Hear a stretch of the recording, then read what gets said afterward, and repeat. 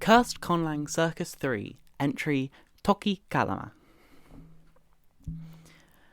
If you're anything like me with regard to conlanging, and would always like to see new ways to use music to convey information, you probably know about sol re sol, or rather, sol re sol, which utilises an almost taxonomic method to convey information, which is all well and good, but it's not exactly the best way to construct a language, in my opinion. And so, if you're anything like me, you probably will have stumbled across Moss, a different musical conlang that utilises melodies in order to convey information. But the melodies are very relative to each other, and certainly the pitches are up to interpretation. It can also be performed on different instruments, and there is no obligation for it to sound similar to someone else's interpretation of the language, and it's very much like Toki in the way that you construct words. And so, I was doing a bit of research and was thinking, why did these two languages end up so differently to each other when they both intended to use music to tell a story through their language? Well, I may have just found the answer in the conlang Toki Kalama, which is very bad. So this is my entry for the proto-language category, because I feel there must have been a significantly bad language somewhere in the history of musical conlanging in order to spawn forth both sol re sol and moss. And so this is my contribution to that. Sol re sol utilises specific tones in order to convey information. Whenever you sing a specific tone, it has a specific meaning associated with it. For instance, do means human, although reduplicating the tone changes the meaning. So do means religion, and this continues up the 7-tone scale that sol re sol has laid out for itself. It's fine. This is the list you get eventually. You can tell it's of a specific time because the words don't, like, why is there a whole thing for religion and city and governments? It's very strange. On the other hand, I think I'm still going to display it on this side. On the other hand, you have moss, which doesn't have an inventory of tones like sol re sol does. It has an inventory of melodies, but those melodies comprise an inventory. Let's just say I did a comparative analysis between it and Toki and there's like 15 words different.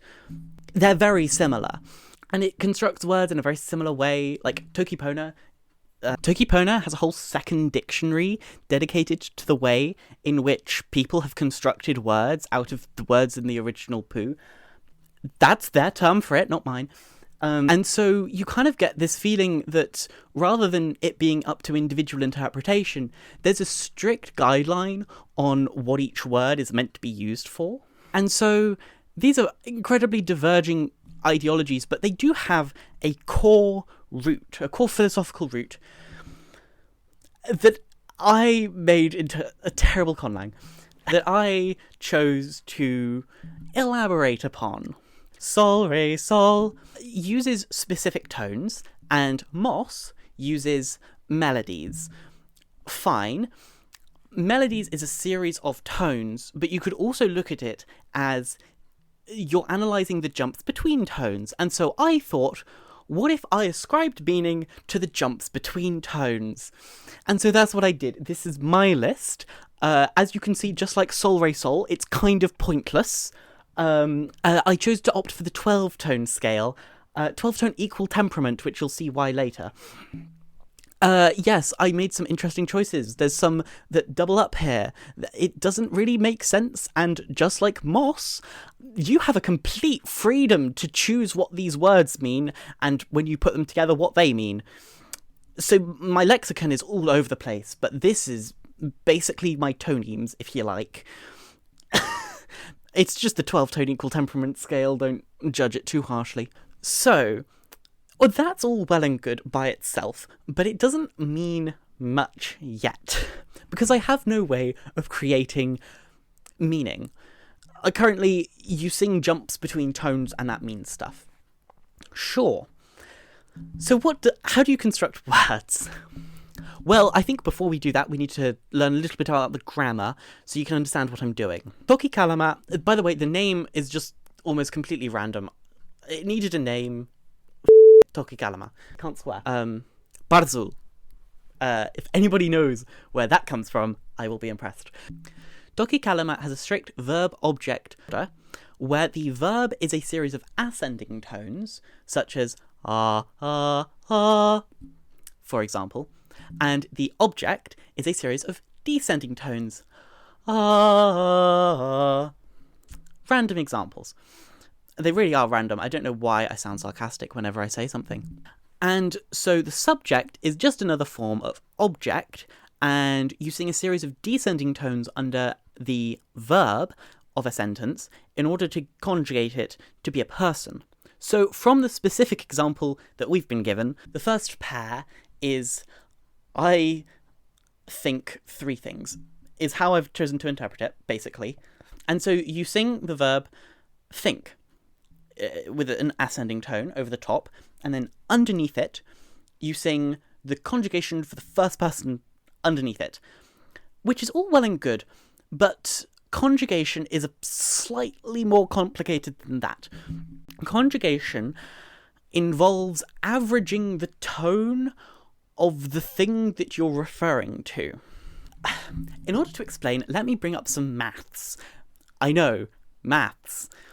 Just like in some languages, where you need to make reference to the object that you are adding on stuff to, say you're conjugating an adjective to match with a verb, noun, you need to make reference to it. So I decided that the way you do that is through averaging the tone, because the tone has no meaning in itself. Every jump is relative to each other. So now this gives a meaning back to the tone, but what does this mean in practice? Basically, if you have a series of tones and you wish to describe it, if you wish to add anything onto it, so if I have an object, such as, I don't know, a vampire, but I wish to add on some extra descriptors to make it extra clear what I'm referring to, I will take the tones in vampire, I will put them through a calculation, which is the logarithmic mean.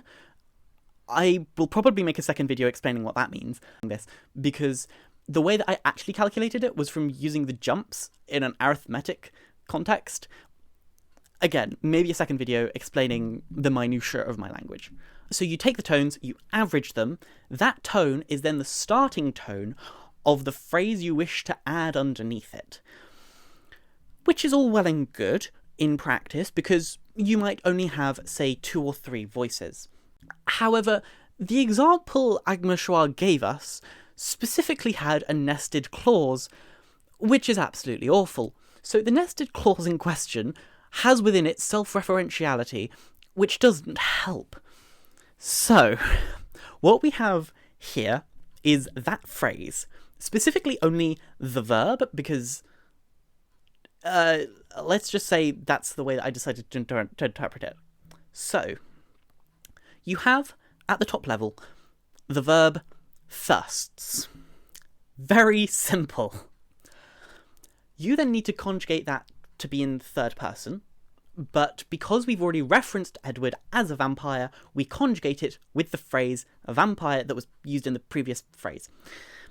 That conjugation averages it out from the verb, and it goes slightly lower because that's how this works. But it's not him. It's not just Edward, it's a part of Edward, which means that this whole description needs to get modified by the phrase a part of him. Which is fine if that was all it was, except it's not, because we also need to have, and I don't know how potent that part is. Which means that you then need to average everything that's come before and put in the phrase, I don't know, the potency. Basically, because that's how I conjugate it, but that isn't enough, because I don't know is not just one phrase, it's don't know with the first person conjugated underneath it, which means this reaches a B0, and that's only from starting at A440. I could have made this higher, but then I would have been hurting your ears with my screeching.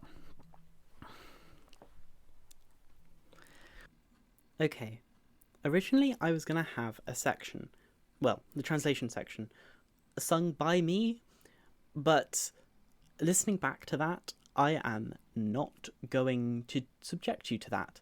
It sounds awful, and so you are going to get the MuseScore version. I wrote it out all in MuseScore, so I'm just going to export their interpretation of what it should sound like. I hope you don't mind, but I fear re-recording that would do more damage than good.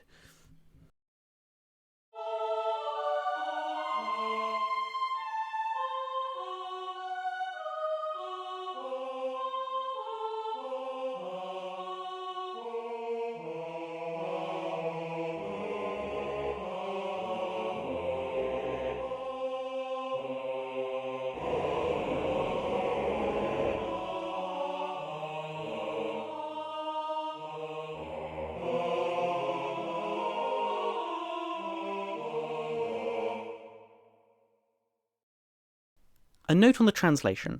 This should have very specific tonal conjugation.